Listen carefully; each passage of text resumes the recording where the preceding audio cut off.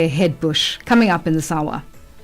Israel has declared a state of emergency after it attacked Iran in the early hours of this morning. And South Africa's President Cyril Ramaphosa is visiting the country's Eastern Cape province, which was badly hit by flooding this week. But first, the news with Onele Nzinzi and our sports headlines with Msibudi Makura.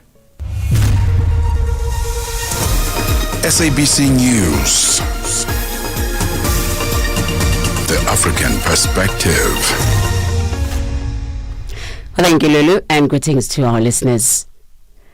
The first batch of South African National Defence Force soldiers returning from the Democratic Republic of Congo are due in the country this afternoon. The soldiers were part of a UN and SADC peace mission in the conflict-ridden Eastern Congo. SADC announced in March that it would end the military mission in the mineral-rich region after 19 of its soldiers died in intensifying clashes between government forces and the Rwandan-backed M23 rebel group. The troops began withdrawing from the region yesterday. The returning troops will go through a process of demobilization in preparation for their integration into the army. South African President Cyril Ramaphosa has arrived in Umtata in the Eastern Cape province, where heavy rain caused devastating floods. The death toll from the heavy flooding has risen to 78 and could increase further as search and rescue operations continue. Ramaphosa will visit affected families. Cooperative Governance and Traditional Affairs Minister Velinkosini Hlabisa and Premier Oscar Mabuyane. Accompanying Ramaphosa, Mabuyane says the search for more bodies is continuing. Going to have President going through where all this has been triggered, the bridge, and also come down and see all the houses that were submerged underwater, but also to come here and meet with the people who are housed temporarily here in the shelter where we are. Still remains a very hectic space. We are continuing with our rescue operation, looking for bodies that are missing. We are also at the same time trying to find a way to resettle our people. The African Commission on Human and People's Rights has condemned the death in police custody of Kenyan blogger Albert Ojwang. The commission says it finds it troubling and distressful, the report on the finding of the post-mortem that Ojwang was hit on the head and his death was likely to have been caused by assault, indicating the culpability of those responsible for his treatment while in detention. A police officer has been arrested in connection with Ojwang's death. A group of South African activists is in Cairo, Egypt, as part of protesters against the state of Israel. They want to send a clear message to the Israeli government to allow humanitarian aid into Gaza. South African activist Hasina Kathrada is also taking part in what has been dubbed as the convoy of steadfastness to break siege imposed on the people in Gaza. She has joined others from more than 30 countries planning to march to the Rafah border between Egypt and Gaza. This is not a symbolic march, I must add. It's a moral stand. Since October 2023, Israel's bombardment of Gaza has killed more than 54,000 Palestinians. The majority of the population, 2.2 million people, are facing starvation. And according to the UN, less than a third of the required aid is making it through. Now this march is to say, let the aid in, end the siege, and let Gaza live. Lastly, the Israeli military says Iran has launched drones in retaliation. Israel earlier launched strikes on Iran targeting nuclear facilities. Iranian media and witnesses have reported explosions, including at the country's main uranium enrichment facility. Israeli Prime Minister Benjamin Netanyahu has called the attack a decisive moment in his country's history. Brigadier General Efi Debrief is the spokesperson for Israeli Defense Forces. IDF is on high alert and evaluating the situation all the time. In recent hours, Iran has launched more than 100 UAVs from its territory towards Israel. All defense systems are preparing to intercept the threats. For any news stories you'd like to share with us, please send us an email to newsroom@channelafrica.co.za or call us at +27 11 714 4459. Channel Africa News, I'm Onele Ntsinzi. SABC News.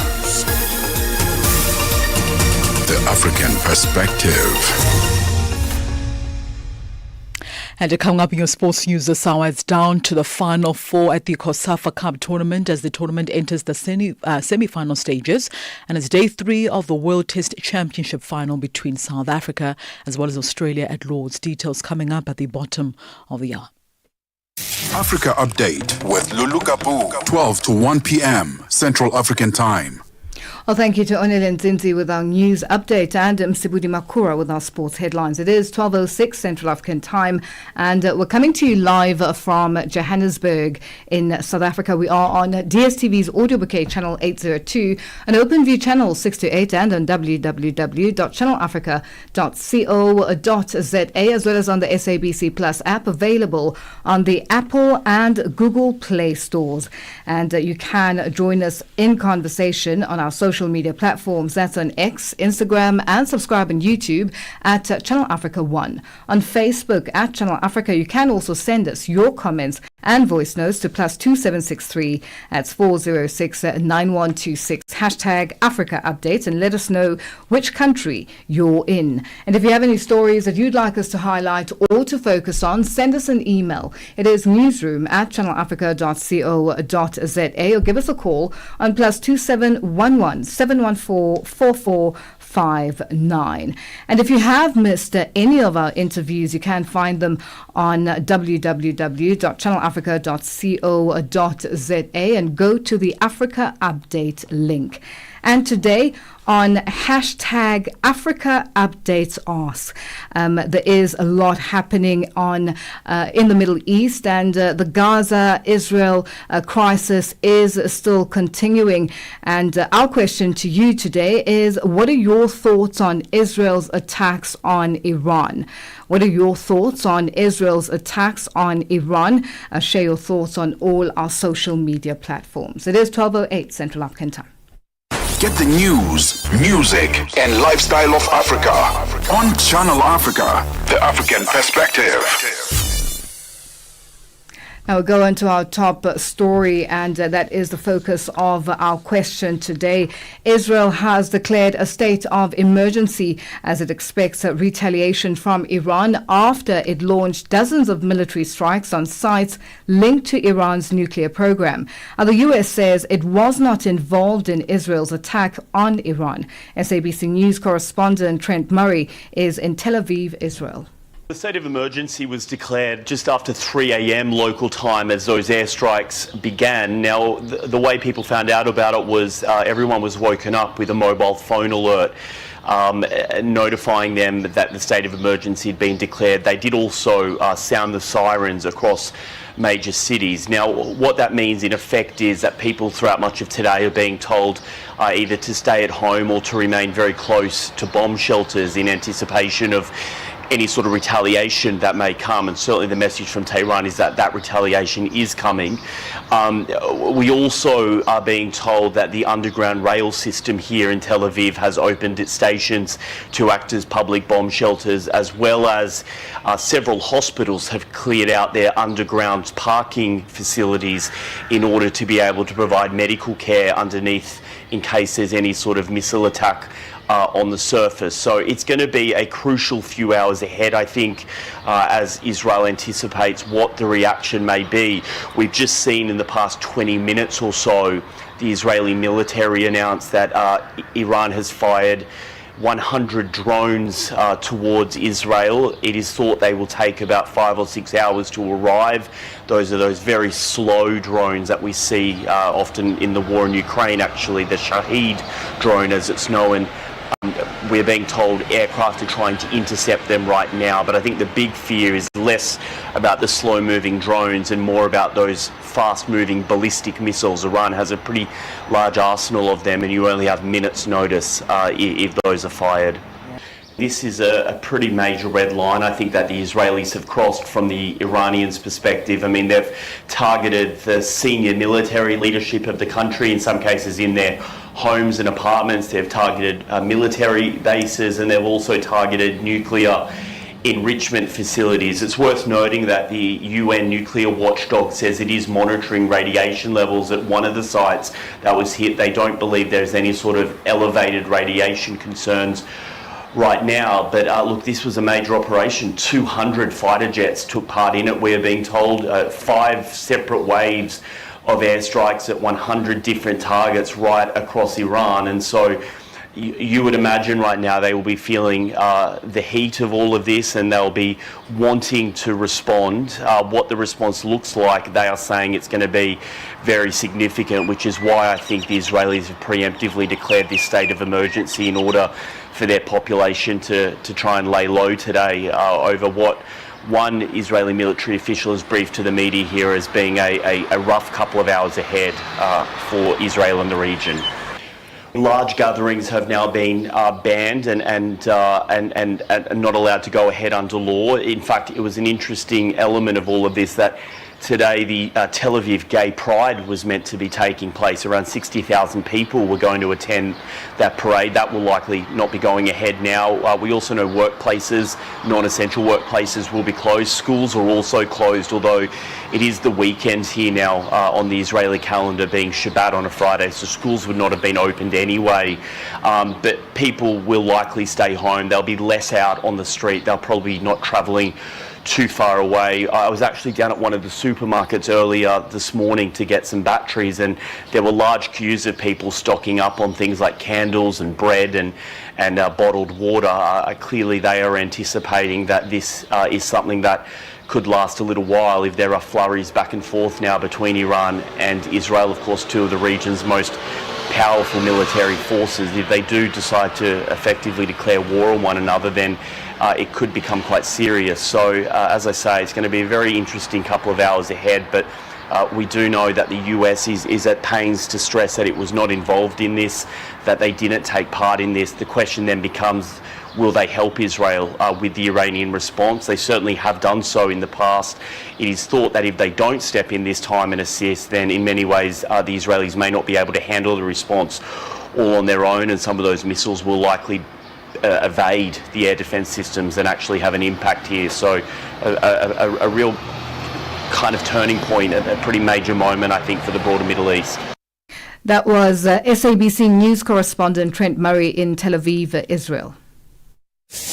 The Midnight Snack, 12 to 3 a.m. Interracial relationships. And now you are based in the States and you are married to a beautiful white woman, white lady. I learned that, for us in our culture, we literally can speak our mind. I remember when we had started dating and whatnot, and, she picked up like a little bit of weight. And maybe me, I was like, oh, wow, you must be happy in this relationship because look at you. You look great. You're even picking up some weight. And she got really, really offended. And it took I think it was about a couple of hours before I could realize that, because I could tell that she was off after that. And it took me a while to figure out what it was. Until later when I was talking to her, I'm like, you're really, really off today. And then she expressed that, yeah, because you're telling me that I'm picking up some weight. And I'm like, in my culture, when you are gaining some weight, it means you're happy.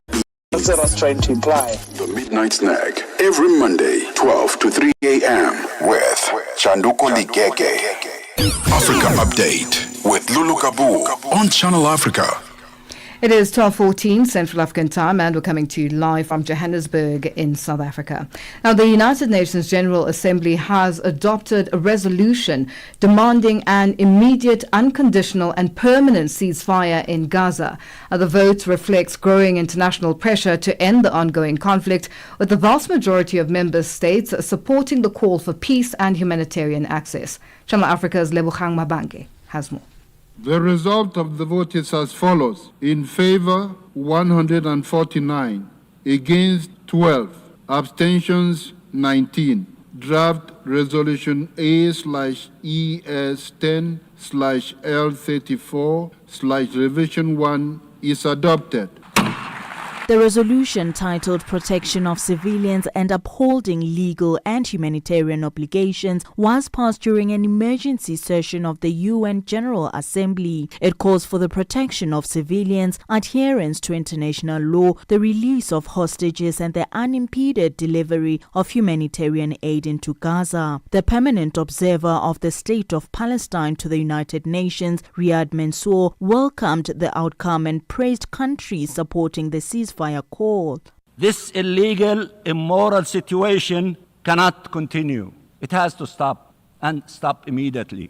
We thank all those who are mobilized to end this horrific tragedy, governments and peoples from across the globe who are standing up for humanity and the defense of the entire nation of Palestine. But the opposition to the resolution came from a small group of countries, including Israel. The country's UN ambassador, Danny Danon, criticized the resolution for not tying the ceasefire to the release of hostages held by Hamas. It must be acknowledged that by failing to condition a ceasefire on the release of the hostages, you told every terrorist organization that abducting civilians works, that holding elderly men and young women in tunnels earns you a seat at the table, that you can brutalize the innocent and still be rewarded with resolutions from the world's highest body. This is not diplomacy. It is surrender.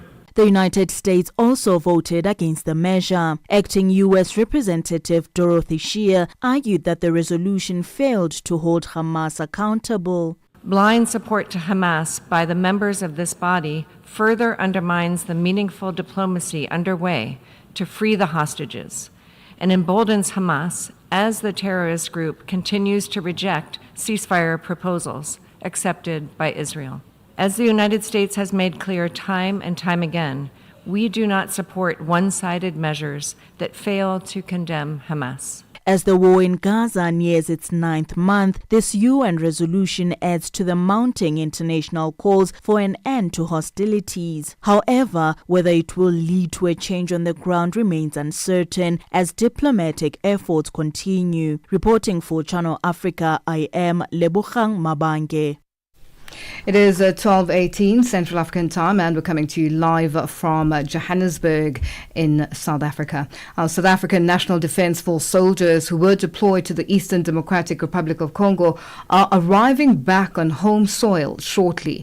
This is the first group of soldiers returning home. The Minister of Defence and Military Veterans, Andrew Motshekga, together with members of the Military Command Council, will receive the soldiers. Our reporter Michael Mbewe is there and now joins us on the line. Michael, good afternoon, and thank you for joining us on Africa Update. Good afternoon, my sister Lulu, and good afternoon, everybody. Now, Michael, this is something that everyone has been waiting for, especially for the families of these soldiers who have been deployed in the DRC. Have the soldiers arrived yet? Have they touched down yet? Not yet at the moment, Lulu, but just to give you, an opening to what is happening at the moment, we are currently stationed at 44 Parachute Regiment, which is in Bloemfontein, in the Free State Province. So from here, it's a waiting game. We are waiting for the soldiers to be to land here at around I think 4. But the reports suggest that they have left Tanzania with a chartered flight, which is going to land here at the military base, Air Force. But just to also give us some of the expert opinion, and then also to give us a light on what is happening according to information that we have at hand, I'm joined by Gerald Sinovich, who is from Defense Network, who has an expertise in these sort of things, the movements and the logistics. Gerard, thank you so much for joining us. We're live on SABC's Channel Africa. Welcome. Good afternoon. Thank you, sir, and thanks for the time, and good afternoon to all the listeners. I know we didn't rest well. We traveled together, but we are here for the cause. How complex was this mission of moving soldiers from the DRC? Well, look, we can put it into a number of factors, but it obviously includes the hostile and challenging and operating environment in the DRC. The troops are going to be involved with a lot of numerous armed groups, including the M23 rebels. And, we're shifting alliances. There's a different region, difficult to navigate in all the different geographical barriers in the area. And obviously, with the M23 rebels being backed by the Rwandan forces, it's formidable. It's a formidable force. We're posing a significant threat to the peacekeepers, and we just are faced with difficulties in these times. Indeed. But also looking at the, logistical part, how, difficult is, because we are dealing here with the movement of big machines like tanks and, big trucks. Just talking about the complexity of this whole logistical thing. I mean, you have to load them, and somehow also you will have to travel or to load explosives. Can you take us through the process, more or less?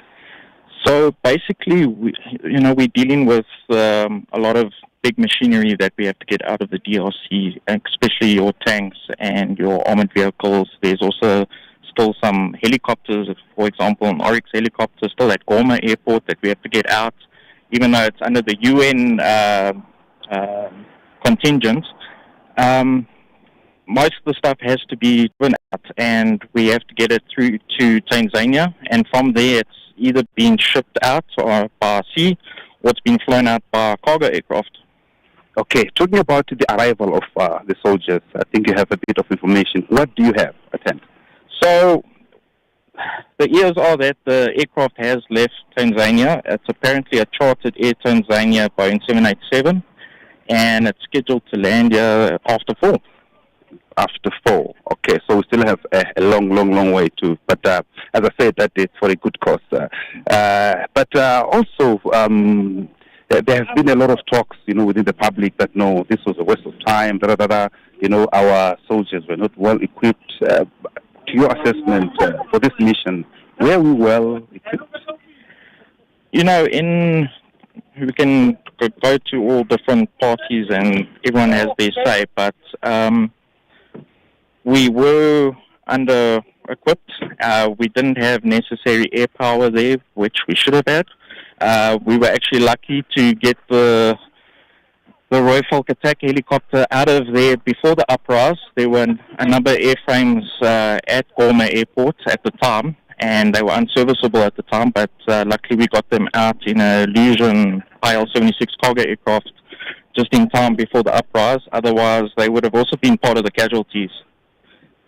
But also there were reports also, Jerry, the reports suggesting that they were under siege. There was a point where they were surrounded by... what happens in that situation? You as a soldier, you've dealt with, not you as a soldier, but exemplifying, the soldier's situation. You find yourself in that situation where you can't go in or out. You don't know what is happening on the next side. You don't have communicators also on the next side. So there's no constant communication to really alert each other to say, hey, there's imminent danger here and there. Yes. But the trauma it's a hostile situation that it's a death trap. I mean, the trauma, how do you handle the situation? I think, the only option that our troops had at the time was just to pray and just hope for the best to get out of the situation and wait for help and go through into peace talks, and just so we could just save each other, get to a safe place in obviously the area they were stationed, and from there obviously there were talks with the rebels to get our troops to safety, and from there on we just had to wait till our withdrawal came, and obviously here we are today, and we wait for our first load of troops to arrive. But we also hear that this will be done in phases. Yeah, but we are here today, and everybody is really, anticipating to see the landing, to see the first phase of this mission being accomplished. So, Lulu, as we are talking, we are now moving towards our cars. I see people now moving to cars. So it's a sign that I think maybe we are leaving this area that we were at the 44 Parachute Regiment, and we are now moving to the Air Force Base where the plane is going to land, and the whole, ceremonial thing is going to take place. But I think it's going to be almost like a short ceremony, because I don't believe that according to what we saw on the program, families are also involved to be part of the ceremony. So it's a waiting game, Lulu. Whatever that happens, that follows, we'll be keeping you abreast. But just your closing remarks, Mr. Sinovich, on this mission that we are about to witness today. Well, look, I think it's a big. Today's a big day. I think there's a lot of troops that obviously are homesick. They want to be with their families, and I think it's a great thing that what the SADF have accomplished today is to get the troops, the first part of the troops, out of the conflict. And going forward, we can focus on other things now. And considering that also South Africa lost about 14 soldiers, we shouldn't forget about that issue as well. Yeah. So Lulu, if you have anything that you want us to add, please go ahead, as we are trying to get through the story. The big story in South Africa today. Well, Michael, I think you covered everything with the guest there, Mr. Sinovich. And, I was going to ask about the families and the families' presence, but you've already spoken with regards to that. So we will get further updates from you, and it seems like it's going to be a long day.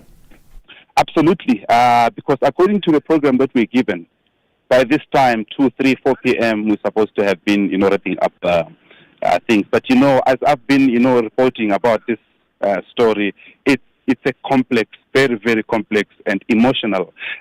Why that? You can see how even the media release was released. It was only released in the evening of the 11th. Signaling an indication of how sensitive this issue is, Lulu. So the information, we're also getting it by, piece by piece. So we're trying to piece everything together ourselves. That's why you can see there is no official from the SANDF that has been assigned for media, briefings and all that on what is happening. The day-to-day is especially, the authority is given to Angie Motshekga as the Minister of Defense to address the media later on during the day. Well, Michael, let's leave it there for today. Thank you for joining us on Africa Update. Much appreciated. That's our reporter, Michael Mbewe, who is joining us from Bloemfontein in South Africa's Free State province, where South African National Defence Force soldiers were deployed in the Eastern Democratic Republic of Congo are arriving back on home soil today. It is 12:29 Central African time, and this is Africa Update. We're coming to you live from Johannesburg in South Africa. Join us in conversation on our social media platforms. That's on X, Instagram, and subscribe on YouTube at Channel Africa 1. On Facebook at Channel Africa, you can also send us your comments and voice notes to +2763 that's 406-9126 #Africa Update, and let us know which country you're in. And if you have any stories that you'd like us to highlight or to focus on, send us an email. It is newsroom@channelafrica.co.za, or give us a call on +2711 714 4459. Get the news, music, and lifestyle of Africa on Channel Africa, the African perspective. It is 12:30 Central African time, and our news headlines up next with Onile Nzinzi. SABC News. Headlines. The African perspective. Thank you, Lulu. South African National Defence Force soldiers who were deployed to the Eastern Democratic Republic of Congo are arriving back on home soil shortly. The Minister of Defence and Military Veterans, Angie Motshekga, together with members of the Military Command Council, will receive the soldiers. South African President Cyril Ramaphosa has arrived in Umtata in the Eastern Cape Province, where heavy rain caused devastating floods. The death toll from heavy flooding has now risen to 79 and could increase further as search and rescue operations continue. And the Israeli military says Iran has launched drones in retaliation. Israel earlier launched strikes on Iran targeting nuclear facilities. Channel Africa News, I'm Onele Tsinzi. SABC News. Headlines. The African Perspective. Thank you, Onele. We say good afternoon to Msabudi Makura with our sports update. Sports on Channel Africa. The African Perspective. Thank you, Lulu. A very good afternoon from the sports desk. Let's start with live cricket action at the moment. Day 3 of the World Test Championship at the moment out at Lords. It is still Australia at the crease, so having started earlier on at 11:30 a.m. Central African time, Australia now on 179 for the loss of 9 wickets. This after 52 overs, and they're trying to, of course, increase their lead. Currently leading by 253 runs, so they lead South Africa by 253 runs. It was South Africa who were bowled out yesterday by 138 runs in their first innings of this World Test Championship, currently underway at Lords. So day 3, session 1 between the holders, the defending champions Australia, as well as the challengers in this regard, South Africa. We'll keep you updated, of course, of the happenings at Lords throughout the course of the afternoon. On to this now. The South African blind cricket teams in South Africa are desperate to establish themselves among the best in the world. Now, the men won the inaugural World Cup final back in 1998, while the first T20 Women's World Cup takes place in India this year. But the SA teams face challenges like funding and being an amateur sport with limited opportunities. The players are currently featuring in the country's biggest T20 Winter Club competition, which is known as the Josie Cup. The country's best T20 Winter Club cricket competition, the Josie Cup, has been underway for more than a month now. At least 132 teams are taking part in the tournament's 4th season. Now, Ruben Mdlazi, who is the tournament director, says the tournament has grown leaps and bounds over the last few years. We're in our 4th season. It has moved by leaps and bounds. When we started, we didn't have an idea what we were trying to do. And over the years, we've seen it grow with leaps and bounces. Like I said, number of 132 teams this year. Last year it was 123, so it keeps growing. So we're not seeing a decrease, but an increase in numbers. Now, the tournament was developed to foster community club cricket, which ultimately serves as a continuation of the Pride's Pipeline feeder system, inclusive of blind cricket teams as well as players from the Value Telkom Talent Acceleration Program. No stone is left unturned when it comes to unearthing the talent within the pipeline, and many people are fascinated by blind cricket, and Mdlalasi explains all about it. There are 3 categories of blind cricket. You have your B1, B2, B3, starting with partially blind to fully blind.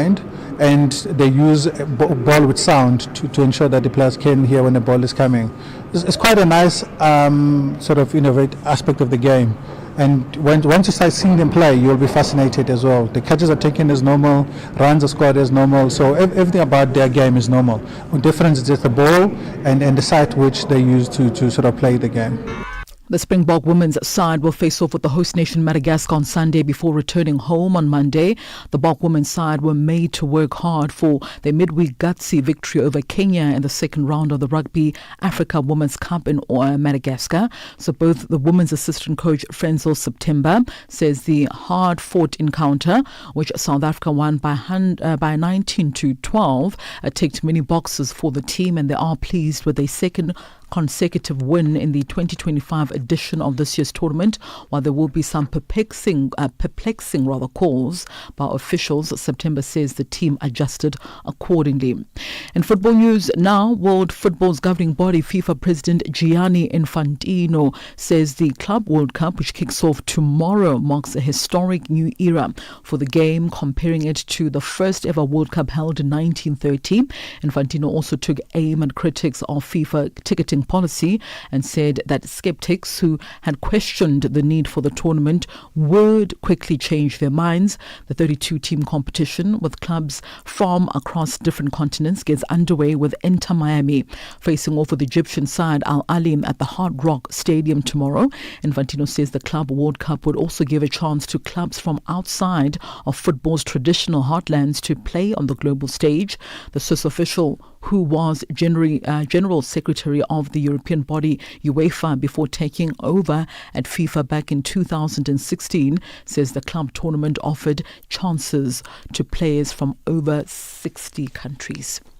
And that concludes your sports news this hour. For any sports stories you'd like to share with us, our email address is newsroom@channelafrica.co.za or call us on +27 11714 4459. So Australia 181 for 9 in the second innings of this World Test Championship, currently having a lead of over 250 runs over South Africa. For Channel Africa Sport, I am Musibudi Makura. Sports on Channel Africa. The African perspective. Embrace our young voices this month. Channel Africa, celebrating Youth Month. Get Channel Africa on DSTV Audio Bouquet. Channel 802. Africa Update on Channel Africa. Well, thank you, Msibudi, for that update. It is 12:37 Central African time, and we're coming to you live from Johannesburg in South Africa. Our business news up next with Wundle Hedbush.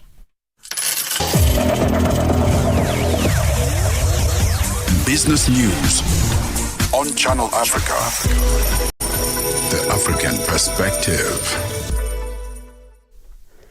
Good afternoon. Unilever workers in Ivory Coast say the global consumer goods giant is violating their collective bargaining agreement in refusing to ensure severance pay if layoffs take place after the company sells its businesses there. British-based Unilever is selling all of its shares in its Ivory Coast unit, which employs some 160 people, to a local consortium of investors led by their wholesale distributor. Lebogang Mabange has more. The bargaining agreement was confirmed by management in 2007 and remains valid. The agreement pledges medical coverage for a maximum period of 6 months. A Unilever spokesperson did not comment on the agreement. However, in a meeting at the Labour Inspectorate in Abidjan on the 25th of April, the head of Unilever Côte d'Ivoire, Arona Diop, said workers' rights and salaries would be decided by management and not regulated by the collective bargaining agreement. China says it's ready to drop the tariffs it charges on imports from all 53 African countries with which it has diplomatic relations. The move, announced at a China-Africa cooperation meeting, comes as the continent is facing the possibility of increased tariffs on its products entering the United States. China is Africa's largest trading partner, a position it has held for the last 15 years now, with Africa exporting goods to the Asian nation worth around $170 billion in 2023. A joint ministerial statement criticized certain countries' efforts to disrupt the existing international economic and trade order through the unilateral imposition of tariffs. South Africa's rand and government bonds fell steeply in early trade today after Israeli military strikes on Iran drove investors towards safe havens. The risk-sensitive rand traded at 18 Rand 4 against the dollar, 1.6% weaker than Thursday's close. The rand has been on a strong run for weeks now. Innocent Semosa has the details. The rand has been helped by local coalition partners resolving a budget dispute, talk of a low inflation target and strong precious metal prices, the escalation in hostilities in the Middle East, a major oil-producing region, adds a fresh layer of uncertainty for financial markets at a time of pressure on the global economy from US President Donald Trump's erratic trade policies. For Channel Africa News, I am Innocent Simos in Johannesburg. South Africa's Statistician General Risenga Maluleke has called on Capitec Chief Executive Officer Gerrie Fourie to publicly present his method of determining the country's unemployment rate. This after Fourie questions Statistics South Africa's employment figures. He's argued that the country's unemployment data excludes those employed in the informal sector. Fourie says if the individuals were to be added, then the country's unemployment rate would be closer to 10%. Maluleke says Statistics South Africa's data is beyond reproach. About 3 weeks ago, I released the quarterly labor force survey. We have reported on the informal sector, and I said the number of people in the informal sector are 3.3 million, and they account for about 19.9% of all people employed in South Africa. Oil prices surged more than 9%, hitting their highest in almost 5 months after Israel struck Iran, dramatically escalating tensions in the Middle East and raising worries about disrupted oil supplies. Brent crude futures jumped $6.29 or 9.07% to $75.65 a barrel after hitting an intraday high of $78.50, the highest since the 27th of January. U.S. West Texas Intermediate crude was up $6.43 or 9.45% at $74.47 a barrel after hitting a high of $77.62, the loftiest since the 21st of January this year. Now taking a look at the indicators this afternoon, $1 in Nigeria is trading at 1,000 naira 536. In Botswana, it's at 13.20. Kenya, the dollar is trading at 128 shilling for 1.3, and in Zambia, it's at 24 kwacha 60. Moving along to the BRICS countries, $1 in Brazil is trading at 5 real 53. Russia, 79 rubles 82. India, it's at 85 rupees 55, China 7 yuan 18, and South Africa $1 is trading at 17 rand 76 cents. $1 is trading at 73 pence to the British pound and 86 to the euro. Now looking at the commodities this afternoon, gold is trading at $3,442 and platinum at $1,274 per ounce, while Brent crude oil is at $74.26 a barrel. And those are your business news at this hour. For any business stories you'd like to share with us, please send an email to newsroom@channelafrica.co.za or give us a call on +27 11 714 4459. For Channel Africa Business, I am Buntle Hetbush. Business news on Channel Africa. The African perspective. Africa Update with Lulu Gaboo, 12 to 1 p.m. Central African Time. Well, thank you to Buntle Hetbush with our business news. It is 12:43 Central African Time, and we're coming to you live from Johannesburg in South Africa. Today is the last day of the 4th G20 Health Working Group meeting taking place in Johannesburg in the Gauteng province of South Africa. Deliberations at this meeting focused on pandemic preparedness, and this is as a result of a COVID-19 pandemic that caught the world unprepared, with low and middle income countries facing a myriad of challenges in dealing with the pandemic. Our Channel Africa's news reporter spoke to the Deputy Director General at South Africa's Health Department, Dr. Anban Pillay. Because it is given an opportunity for countries to come together and share their experiences and challenges, identify the gaps and agree as a collective about what we're going to do to close those gaps. Yeah. Now, in terms of the discussions, we are wrapping this meeting. today, the final day, what sort of discussions are taking place and what's the way forward? So the way forward from here is that we have agreed in principle to a number of issues over the week.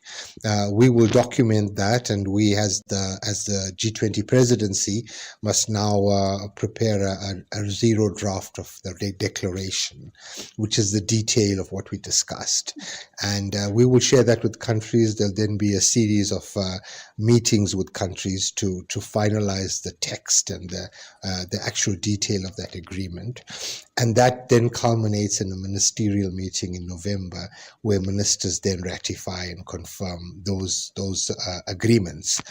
And it's a basis on which countries in the G20 will then implement whatever we agree to in the declaration. Mm-hmm. Just talk to us about the issues now, some of the issues that you discussed. I know it's a lot of issues, but maybe just the key issues. So the one of the key issues is this 100-day mission.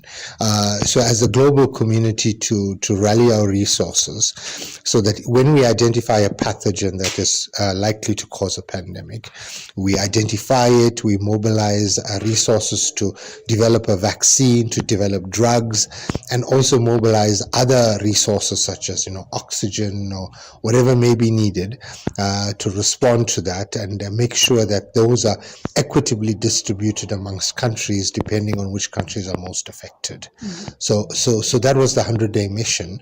We're also agreed that on vaccine production, for example, there must be regional vaccine production across the world, because it's not possible to have a few vaccine manufacturers and expect the whole world to get access within a short period of time. So the plan is that each continent will have a number of regional vaccine producers who would be able to produce many of those vaccines. We spoke today about joint financing between health and finance ministries, where there must be plans for what we call surge financing. So if we had a pandemic tomorrow, treasuries must be able to have funding available to implement the measures that are required. We can't be looking for money at that point in time. So that was a discussion that we had today. Mm-hmm. Now let's talk about the meeting in November. What sort of discussions will take place, and also just the declaration now, because it's the last day of this meeting. So the declaration was something that will be developed after this meeting, and usually it's in the form of a draft. It goes to countries, and countries would debate it internally. They would come back to us, and then we'd have a series of meetings with them, finalize the text, and once we're ready by November, we should all be ready with that detail, and that will then find its way into a final declaration, which ministers will all sign off in November. That's Dr. Anban Pillay, the Deputy Director General of South Africa's Health Department, speaking to Channel Africa's news reporter, Tuto Ngubeni. Now, AVBOB and Oxford University Press in South Africa have launched the 2025 Road to Literacy campaign, a nationwide initiative aimed at improving access to books and promoting literacy numeracy skills in schools, and by donating trolley libraries to non-profit organizations, that's NGOs.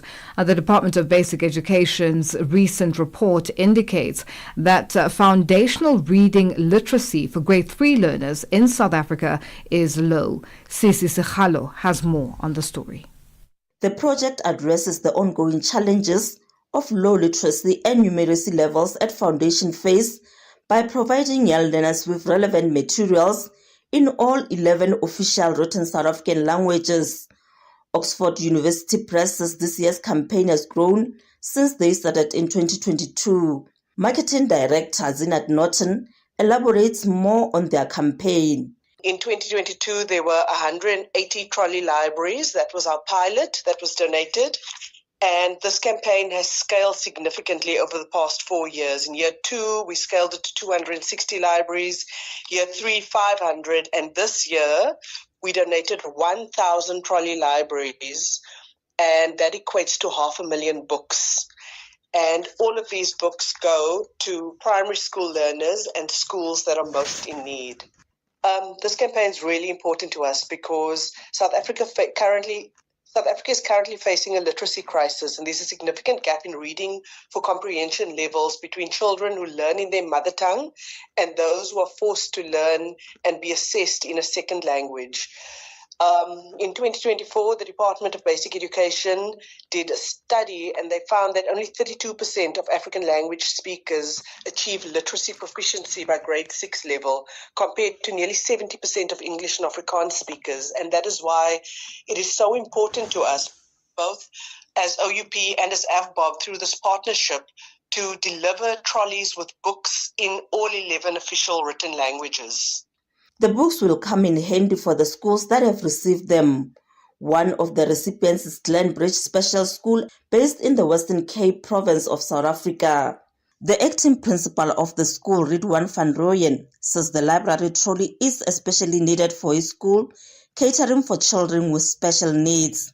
All our learners need to be able to read. Some of them will be able to interpret through visual, and some of them be able to read the words. So we have a variety of learners that have different needs. For an example, we might have those that are dyslexic. We might have those that have difficulties pronouncing and with sound. We have those that are unable to see the written word, and we try and sort of have our go-to. At the moment, we're using something called Go Talks, which allows the learner to hear the word that they're pressing, as well as repeating the word after hearing that word. So literacy is something that is quite big within all special schools. We want our learners to leave with a functional skill, to be able to read and to understand the world, the broader world, much better. Another beneficiary of the books is Youth Empowerment and Equality Foundation, a non-governmental organization based in Mpumalanga province of the country. The founder of the NGO, Promise Muta, believes the books will add to the empowerment work that they do. It's going to change children's life in the way whereby things will be easy for them, in a terms whereby they will come and read the books, and then obviously if some of the children have some of maybe the issues and whatsoever, and then so the books might help them to be free mentally and even physically so. For Channel Africa, I'm Sisi Sekhalo in Johannesburg, South Africa. Zambia's former president Edgar Lungu, who died last week, left instructions that his successor, Hakainde Hichilema, should not be anywhere near his body. This is according to Lungu's family spokesperson, lawyer Makebi Zulu. The government had planned to fly his body back home on Wednesday, but failed to do so because of a dispute between Lungu's family and his political party, the Patriotic Front, over mourning and funeral arrangements. In a video release from South Africa on Thursday, Zulu said the family had put in place all logistics to fulfill Lungu's wishes to be given a private funeral, and that Hichilema should not be anywhere near his body. Ladies and gentlemen, a statement on behalf of the Edgar Chagwa Lungu family from Joburg in South Africa. On Thursday, 5th June 2025, the 6th Republican President, Dr. Edgar Chagwa Lungu, died here in South Africa. Following his death, the family has had several engagements with the government of the Republic of Zambia with two delegations. The first was led by Mr. Mulambo Haimbe, the Minister of Foreign Affairs, and the second by Mr. Enoch Kavindele, a former president who was deputized by Mr. Leslie Mbula, a former secretary to the cabinet. In the company of the said two was and is Mr. Patrick Kangwa, the current secretary to the cabinet. At the said meetings, it was made known that the family had already put in place all logistics to address the wishes of the deceased, that his mortal remains be conveyed by the family privately and not the government of the Republic of Zambia, and that President Hakainde Hichilema should not be anywhere near the body of President Edgar Chagwa Lungu for reasons that have since become common cause. The family is disturbed by the desire of the government of the Republic of Zambia to convey the mortal remains of the sixth Republican president in ways that suggest that they have no say, that is the family, that the family has no say in the manner the same will be conveyed and how they desire that he be mourned. In the conveyance of the remains, it is the desire of the family that the conscience of the deceased should not be betrayed and that the death of the sixth Republican president does not repose any superior rights to the government that exceed those of the family. In the said meetings, the government changed positions on proposals that they earlier said were agreeable after returning from purported consultations. The family finds it difficult to continue engaging with the government, which has preset conditions that suggest that the family has no say in the fundamental issues relating to the manner the deceased is to be mourned and the conveyance of his remains. Matters of conscience for both the deceased and the family should not be sacrificed at the altar of convenience by the government. The family remains committed to the sixth Republican president being mourned in a befitting manner by both the nation, foreign dignitaries, and the family. The public will be informed on alternative arrangements amongst the available options. I thank you. That was the Lungu family spokesperson, lawyer Makebi Zulu, speaking on the latest developments in the bitter food over funeral plans for the late president following his death in South Africa at the age of 68. Join us in conversation on our social media platforms. That's on X, Instagram, and subscribe on YouTube at Channel Africa 1, on Facebook at Channel Africa. You can also send us your comments and voice notes to +276 as 406-9126 hashtag Africa Update, and let us know which country you're in. And if you have any stories that you'd like us to highlight or to focus on, send us an email. It is newsroom@channelafrica.co.za, or give us a call on +2711 714 4459. Africa. It's time to plug into the heartbeat of the continent. Tune in to Channel Africa, your go-to radio station that broadcasts in 5 different languages. L'Afrique du Sud célèbre la journée nationale du Kabla hujaitwa kwa jina la Double K, or more of our forests have been destroyed. Partido Africano da Independência da Guiné. See, Channel Africa represents every corner of this amazing land. From Lagos to Cape Town, Nairobi to Dakar, we've got you covered with the freshest news, music, and cultures. So, turn up the volume, feel the rhythm.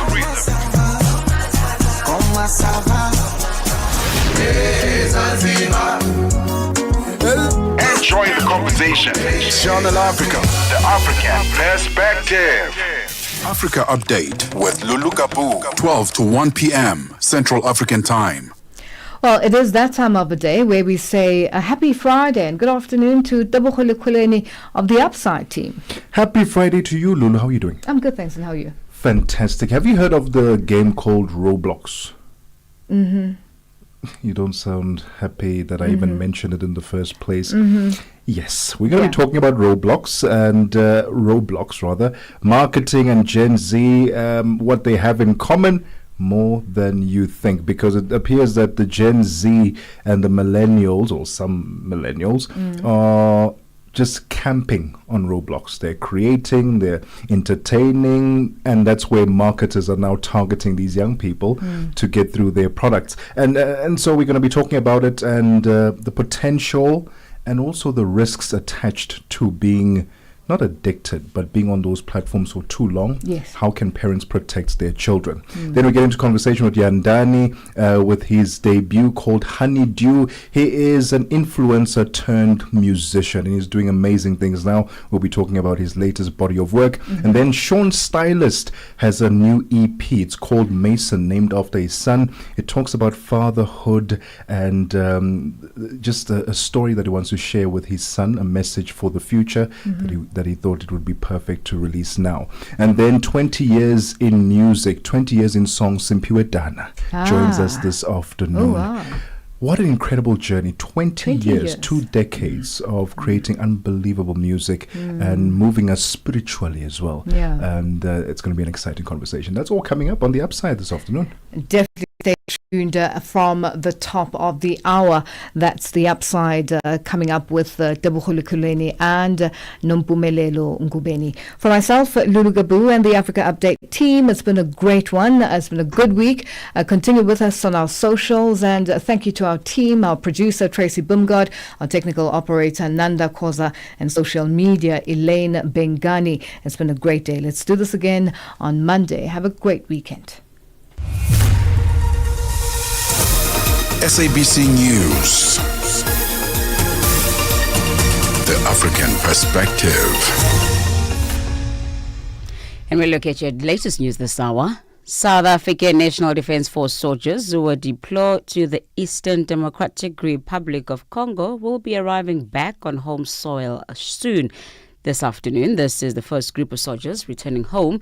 The Minister of Defence and Military Veterans, Enje Motshekga, together with members of the Military Command Council, will receive the soldiers. Our reporter, Michael Mbewe, is there.